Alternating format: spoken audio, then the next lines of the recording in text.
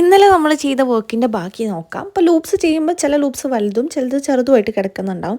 ചെറിയ loops just ഒന്ന് വലിച്ചു കൊടുക്കുമ്പോൾ വലിയ ലൂപ്സ് റെഡി ആയിക്കോളും.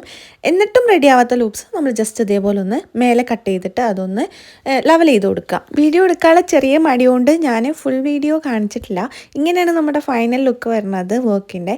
ഇതിൽ നമ്മൾ യാണിന് ഡിഫറെൻറ്റ് കളേഴ്സിൽ നേരത്തെ ചെയ്ത പോലെ തന്നെ പഞ്ച് ചെയ്യുകയാണ് ചെയ്തത്. ഇവിടെ നമ്മൾ എംബ്രോയിഡറി നൂലാണ് യൂസ് ചെയ്തത് കേട്ടോ. പിന്നെ ഈ ഒരു നടുവിൽ നമ്മൾ ഇങ്ങോട്ടേക്ക് ഈ സൈഡിലേക്ക് പഞ്ച് ചെയ്തത്. അപ്പോൾ ഇവിടെയാണ് പൊങ്ങി നിൽക്കുക. അങ്ങനെ നമുക്ക് ലെവലിനനുസരിച്ച് അങ്ങോട്ടും ഇങ്ങോട്ടും എങ്ങോട്ട് വേണമെങ്കിലും പഞ്ച് ചെയ്തൊക്കെ എടുക്കാം കേട്ടോ. ഇനി നമ്മൾ ഏത് സൈഡാണോ യൂസ് ചെയ്യണത് അതിൻ്റെ ബാക്ക് സൈഡിലായിട്ട് ഗ്ലൂ അപ്ലൈ ചെയ്ത് കൊടുക്കുക. ഫാബ്രിക് ഗ്ലൂ ആണ് യൂസ് ചെയ്യാൻ ഏറ്റവും നല്ലത്. ആക്ച്വലി ഇത് പെട്ടെന്ന് അങ്ങനെ ഊരി പോരണമൊന്നുമല്ല. പിന്നെ ക്ലോത്ത്സിലൊക്കെ ചെയ്യുമ്പോൾ ആണെങ്കിൽ വാഷ് ചെയ്യുമ്പോൾ പോരാണ്ടിരിക്കാൻ വേണ്ടിയിട്ട് നിങ്ങൾക്ക് ഇതേപോലെ ഗ്ലൂ ആക്കി സെക്യൂർ ചെയ്ത് കൊടുക്കാം. പിന്നെ ഈ സ്റ്റാർസ് ഞാൻ ഫ്ലഫി ആയിട്ടാണ് ചെയ്യുന്നത്. അതായത് ഇതേപോലെ ലൂപ്സൊക്കെ കട്ട് ചെയ്തിട്ട്. അപ്പോൾ അതെങ്ങനെയാണ് ചെയ്യാന്നുള്ളത് അടുത്ത വീഡിയോയിൽ കാണാം കേട്ടോ.